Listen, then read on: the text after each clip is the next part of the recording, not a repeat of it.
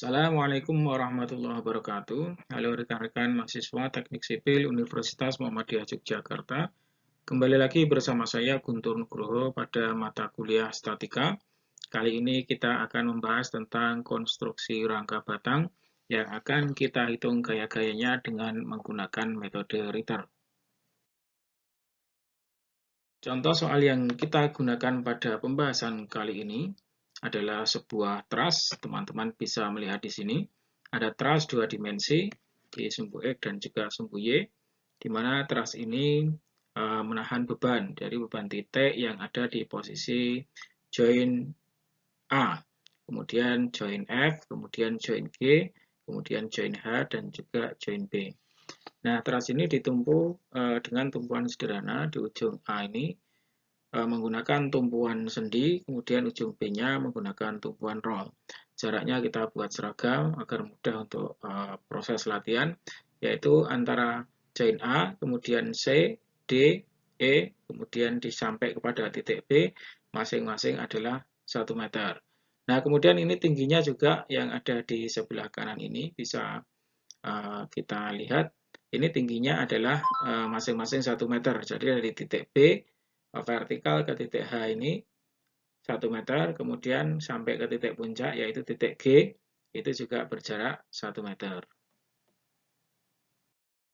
Langkah yang pertama yang kita lakukan adalah kita menghitung reaksi tumpuan, baik tumpuan di titik A maupun juga tumpuan di titik B. Nah, yang pertama kita gunakan sigma momen sama dengan 0, artinya seluruh gaya yang mempunyai jarak tegak lurus kepada titik A ini masuk ke dalam perhitungan kita. Yang pertama ada P2. Ini P2, ya, searah dengan jarum jam, jaraknya 1. Kemudian P3 ini jaraknya 2. Kemudian P4 ini jaraknya 3. Kemudian P5 jaraknya 4. Yang terakhir adalah RB. Reaksi tumpuan pada titik B ini arahnya berlawanan arah dengan acuan yang ada di titik A, sehingga minus RB dikalikan jaraknya 4 sama dengan 0. Sehingga data-data yang kita punya dari P1 0,5, kemudian P2, P3, P4, dan juga P5 ini kita masukkan ke sini. Sehingga ada 1 dikalikan 1, 1 dikalikan 2, kemudian plus 1 dikalikan 3, plus 0,5. Nah, 0,5 ini dikalikan dengan 4. Ini dapatkan dari P5. Kemudian dikurangi dengan RB dikalikan 4 sama dengan 0. Sehingga dari situ bisa kita sederhanakan menjadi bentuk 1 plus 2 plus 3 plus 2 dikurangi RB kali 4 sama dengan 0, sehingga RB sama dengan total penjumlahan ini, yaitu 8 dibagi dengan jaraknya 4 sama dengan 2 ton. Inilah nilai RB yang kita dapatkan, yaitu reaksi tumpuan pada titik B. Nah, reaksi tumpuan selanjutnya kita menggunakan sigma momen di titik B sama dengan 0. Artinya acuan kita berpindah dari A tadi ke titik B. Ini seluruh gaya yang mempunyai arah tegak lurus terhadap titik B, itu nanti akan kita perhitungkan menjadi momen. Ada apa saja? Dari P1, P2, P3, P4, kemudian dan ada RA. Yang pertama ada P1, ini jaraknya ke B ada 4. Jadi kita tuliskan min P1 kali 4 karena arahnya berlawanan arah dengan jarum jam. Kemudian ini ada min P2 dikalikan 3, itu dapat dari sini. Acuan kita ada di titik B, sehingga berlawanan arah. Kemudian ada min P3 dikalikan 2. Nah, ini P3 ada di sini, jaraknya adalah 2 meter. Kemudian min P4 dikalikan jaraknya ada 1 meter. Nah, setelah itu ada RA dikalikan dengan jaraknya, yaitu ada 4 sampai kepada titik B. Nah, ini sama dengan 0. Nah, kemudian data kita masukkan ada di sini 0,5 dikalikan 4, ya, ini minus, min 1 dikalikan 3, min 1 dikalikan 2, min 1 dikalikan 1, plus RA kali 4 sama dengan 0. Sehingga dari situ bisa kita dapatkan penjumlahan dari ini adalah 8, jadi min 8, kemudian plus RA dikalikan 4 sama dengan 0. Sehingga RA sama dengan 8 dibagi 4 sama dengan 2 ton. Sehingga dari sini bisa kita simpulkan bahwa nilai RA, kita dapat 2 ton, kemudian RB 2 ton, kita cek dengan sigma V sama dengan 0. Apakah jumlah total gaya ke atas sama dengan ke bawah? Nah, ini kita cek, ini ada 1, 2, 3, dan kemudian setelah kali 2 ada 1, artinya ada 4 ton, ke atas juga sudah 4 ton. Sehingga di sini perhitungan untuk reaksi tumpuan sudah oke. Langkah selanjutnya, kita akan menghitung berapa nilai sudut alfa. Jadi karena bentuk teras ini kita punya sudut, kita di titik A ini kita sebut sebagai alfa ya, antara batang 6 dan juga batang 1. Nah, ini ada sudutnya. Nah, kawan-kawan bisa melihat jarak dari A sampai kepada C ini adalah 1, kemudian C itu naik kepada F itu juga 1, sehingga kemiringan ini bisa kita dapatkan. Jadi 1 kuadrat plus tingginya batang 2 juga 1, kita kuadratkan, kita akarkan, sehingga akar 2. Nah, dari situ sinus alfa kita dapatkan sama dengan 0,7071. Nah, ini alfanya, teman-teman, kita dapatkan tadi dari 1 dibagi dengan akar 2, dapatnya adalah 45. Di alfanya kita dapatkan 45. Dari sini kita nanti bisa melakukan perhitungan pada batang-batang selanjutnya. Selanjutnya, setelah menghitung nilai sudutnya, kita bisa melakukan perhitungan batang dengan menggunakan metode Ritter. Jadi metode Ritter kita fokuskan kepada titik tinjauan A, di mana titik tinjauan A itu ada gaya dari batang 6, kemudian batang 1, ada reaksi tumpuan RA, kemudian ada beban terpusat sebesar P1. Nah, yang pertama yang akan kita lakukan adalah menghitung. Jadi, menghitung salah satu batang di antara 6 dan juga 1. Maka dari tinjauan titik A ini kita akan menggunakan sigma momen di titik F sama dengan 0. Nah, sehingga hanya batang nomor 1 saja yang menjadi masuk pada acuan perhitungan. Karena batang nomor 6 nanti akan masuk kepada titik F ini sehingga tidak masuk kepada momen di titik F. Nah, kita dapatkan perhitungannya. Ini ada RA, kita kalikan jaraknya sampai kepada titik F ada 1. Dia positif karena searah dengan jarum jam, putaran jarum jam yang berpusat pada titik F. Kemudian ada min P1. Ini min P1, kita kalikan jaraknya juga 1 meter. Nah, itu sama dengan 0. Kemudian ada apa lagi? Ada batang yang nomor 1. Jadi ada S1. Batang S1 ini jaraknya adalah 1 meter. Ini ada batang S1, jaraknya 1 meter.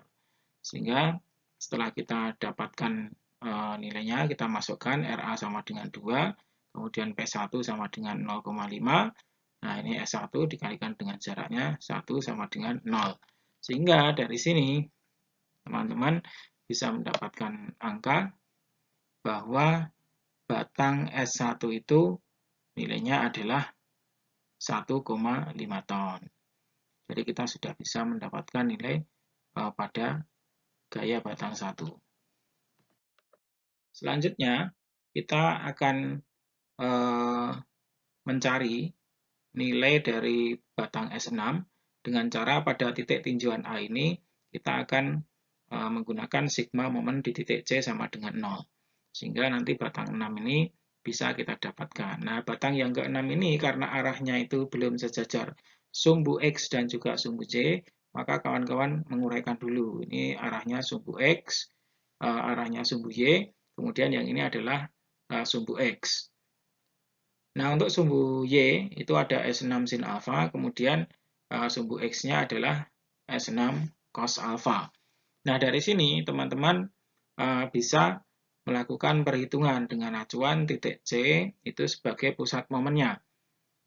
Sehingga kita lihat ada RA, ini arahnya itu positif searah jarum jam, jaraknya 1, kemudian ketemu dengan min P1 karena arahnya berlawanan arah dengan pusat jarum jam yang ada di titik C.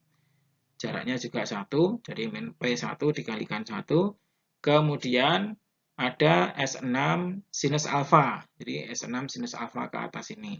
Ini arahnya searah ya, dari atas ke bawah, sehingga positif.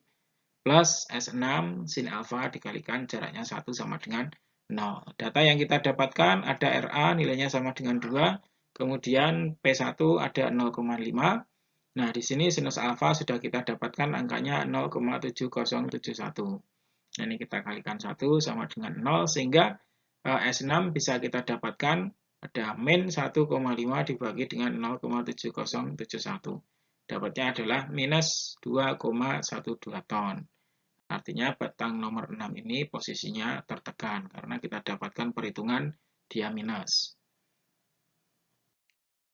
Setelah kita mendapatkan nilai batang S1 dan S6, selanjutnya titik tinjauan kita akan bergeser dari tadi titik A, maka kita masuk kepada titik C. Nah, di titik C itu ada batang S1, kemudian S3, ada batang S2. Nah, dengan mudah kita bisa mendapatkan nilai dari batang S3 dengan cara acuan momen kita berada di titik F. Seperti yang saya tuliskan, momen sigma momen di titik F sama dengan 0. Nah, sehingga di situ ada batang S1 dikalikan dengan jaraknya sampai kepada F ini adalah 1 meter. Kemudian juga ada batang S3. S3 itu dapatnya minus karena pusat putarannya adalah searah jarum jam yang berpusat di titik F. Sehingga dari kanan ke kiri, sedangkan S3 itu dari kiri ke kanan. Sehingga nilainya min S3 dikalikan jaraknya tinggi ini kita dapatkan adalah 1 meter.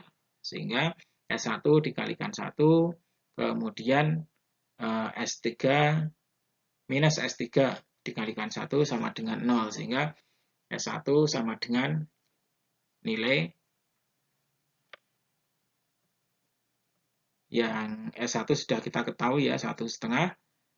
Kemudian nilai S3-nya bisa kita dapatkan. Nah, ini kita dapatkan nilainya 1,5 di sini.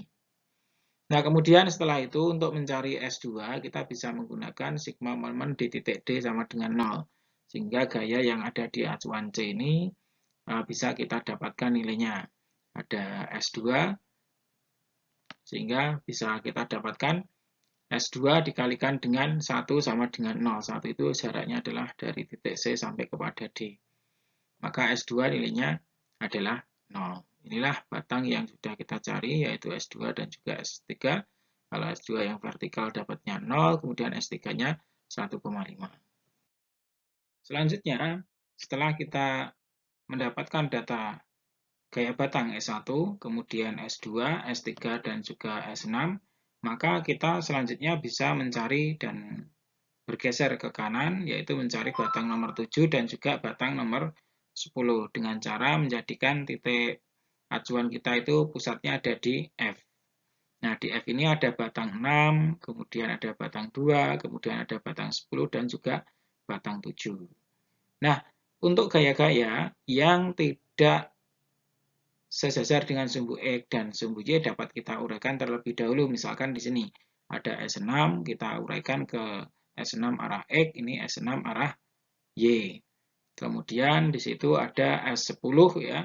S10 kita uraikan ke S10X ya, pada batang S10 juga arah Y-nya juga kita uraikan. Nah, dari sini teman-teman untuk memudahkan perhitungan agar salah satu dari 7 dan 10 ini bisa kita dapatkan, maka kita bisa menggunakan sigma momen di titik G sama dengan 0. Sehingga nanti batang 7 ini tidak masuk kepada perhitungan. Sehingga yang ada adalah S6 dikalikan dengan jaraknya adalah 1, kemudian S6 arah Y ini ya, ini jaraknya adalah 1, kemudian S6 arah X ini juga jaraknya juga 1. Nah, kalau kita tinjau dari titik G, maka putaran jarum jamnya seperti ini.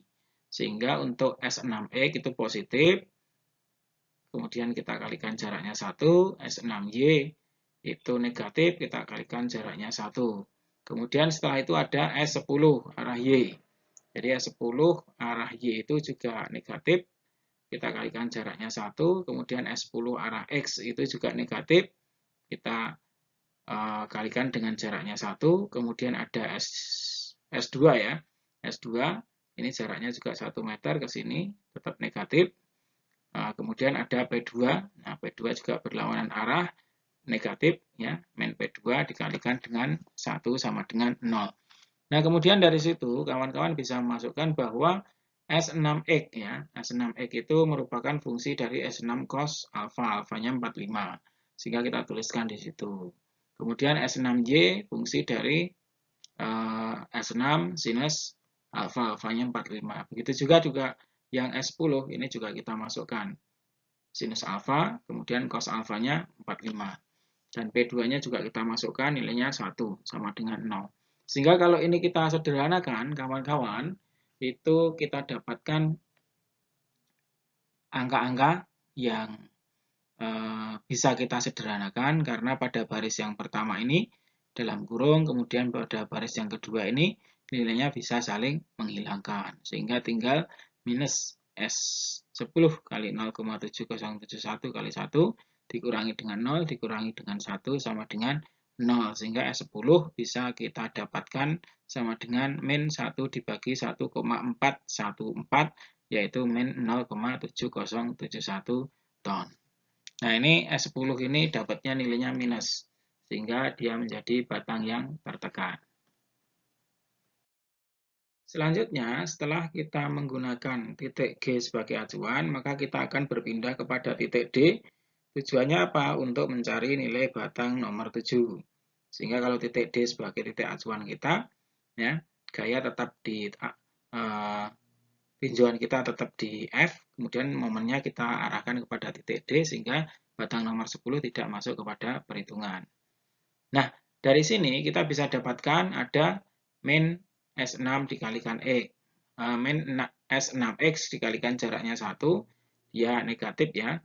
Negatif karena S6 itu arahnya dari kiri ke kanan, sedangkan putaran momen pada titik D ini dari kanan ke kiri ya. Jadi berlawanan arah. Kemudian ada S6Y. Nah, S6Y ini juga berlawanan arah, maka minus. Kemudian ada S7 dikalikan dengan X. Nah, S7X ini dia positif karena searah ya, dari kiri ke kanan. Kemudian ada S7 yang Y, itu juga positif. Nah, kemudian ketemu P2, dia negatif, minus P2 kali 1. Kemudian ada batang S2, jadi minus S2 dikalikan 1 sama dengan 0. Caranya sama, untuk fungsi X kita menggunakan cos 45, kemudian Y itu juga menggunakan sin 45, kita masukkan seperti ini. Kemudian data untuk P2 adalah 1, sudah kita masukkan. Nah, setelah itu data yang ada adalah S2. S2 tadi sudah kita dapatkan nilainya 0, ini kita masukkan 0 dikalikan 1. Sehingga persamaan bisa menjadi yang ada di baris yang di bawahnya ini. Nah, persamaan itu bisa kita sederhanakan karena pada dua baris pertama yang ada dalam kurung ini bisa saling menghilangkan. Sehingga tinggal yang ini saja. Baris yang ketiga ini plus S7 kalikan 0,707 kalikan 1 plus S7 kali 0,7071 kali 1. Nah, ini dua kalinya ini dikurangi dengan 1 sama dengan 0. Maka S7 sama dengan 1 dibagi 1,414, yaitu ketemu 0,7071 ton. Sehingga S7 ini bisa kita dapatkan nilainya dia 0,707 ton. Kemudian setelah kita bisa menghitung, ya telah menghitung S1, kemudian S2, S3, kemudian ada S6, S7, S10, maka kita berpindah titik tinjauan kita di titik G, tujuannya adalah untuk mendapatkan nilai S11 atau yang vertikal ini. Nah, ini batang 7 kita uraikan dulu arah sumbu X, S7X, kemudian arah sumbu Y, S7Y. Kemudian ada batang yang ke-8, itu ada S8X dan juga S8Y. Nah, dari sini karena tujuan kita adalah untuk menghitung batang nomor 11, maka kita bisa menggunakan titik acuan momennya di titik H. Sehingga batang 8 ini tidak masuk kepada perhitungan. Dari sini, S7 kalau acuannya adalah momen yang ada di titik H ini, dia memutarnya dari kiri ke kanan, sedangkan arah gayanya itu dari kanan ke kiri, maka berlawanan. ada S min S7X, kemudian ada min S7Y, sama-sama berlawanan. Kemudian S8Y ini juga berlawanan. Jadi S8Y ini tidak masuk pada perhitungan ya. Maaf, ya S11-nya. Jadi S11-nya ini adalah juga berlawanan dengan arah jarum jam. Ini putarannya seperti ini, maka S11 juga minus dikalikan dengan jaraknya 1, kemudian P3 dikalikan jaraknya kepada titik H adalah 1 ini. Nah, itu sama dengan 0. Sehingga ini S7 ini bisa kita dapatkan, angkanya tadi sudah ada minus, kita kurungkan seperti ini, agar mudah untuk melihat perhitungannya. Nah, ini kita masukkan angkanya, yang belum ada angkanya adalah S11. Dikalikan 1 dikurangi dengan P3, nilainya adalah 1. Dikalikan 1 sama dengan 0. Nah, ini bisa kita sederhanakan, teman-teman, sehingga kita dapatkan min S11 dikalikan 1 dikurangi 2 sama dengan 0, sehingga nilai S11 sama dengan minus 2. Nah, sehingga batang yang ada di sini, batang 11 ini, dia mengalami tekanan. Ya, nilainya adalah 2 ton. Nah, karena posisi truss ini adalah sebelah sisi kanan dan juga sebelah kirinya itu seimbang, maka perhitungan-perhitungan yang ada di sebelah kanan bisa kita samakan dengan nilainya yang ada di sebelah kiri. Misalkan kita tadi sudah menghitung, ini ada batang S1, di sini posisinya, maka dia akan sama dengan S5. Ini nilainya 1,5 ton. Kemudian S3, kawan-kawan bisa melihat seperti ini, S3 posisinya sama dengan S4, maka dapat 1,5 ton. Nah, kemudian S2 itu akan sama dengan S13, posisinya ada di sini. Ya, vertikal ini, 13. Ini nilainya adalah 0. Kemudian S10, nah S10 kita lihat sama dengan S12, nilainya minus 0,7071 ton. Nah, kemudian S6 itu sama dengan S9. Ini 6, kemudian 9 di sini. Nilainya adalah min 2,12 ton. Kemudian S7 sama dengan S8, sama dengan 0,7071 ton. Di S7, ini tadi sama dengan S8. Nah, untuk S11-nya, kita dapatkan nilai di situ adalah 11 ton. Nah, dari sini kita sudah bisa mendapatkan masing-masing dari gaya batang yang ada di truss ini. Nah, mungkin untuk lebih mudahnya, jadi kawan-kawan bisa menuliskan ulang.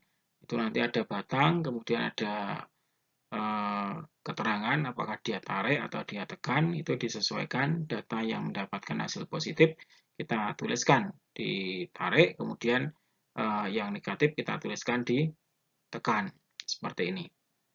Nah, ini sudah sesuai dengan engineering adjustment kita, bahwa seluruh batang yang posisinya ada di nomor 1, 2, kemudian 3, dan juga 4, ini nilainya positif karena posisinya di bawah sehingga dia tertarik.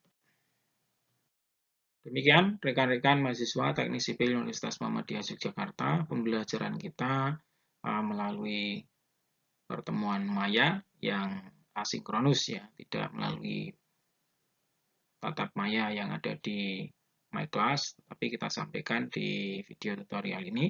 Semoga bisa diambil kemanfaatannya. Salam sehat, tetap jaga kesehatan agar kita selamat dari pandemi COVID-19. Terima kasih, kita akhiri. Alhamdulillahirrahmanirrahim. Subhanakallahumma wabihamdika. Asyhadu an la ilaha illa anta astaghfiruka wa atubu ilaik. Billahi taufiq wal hidayah. Assalamualaikum warahmatullahi wabarakatuh.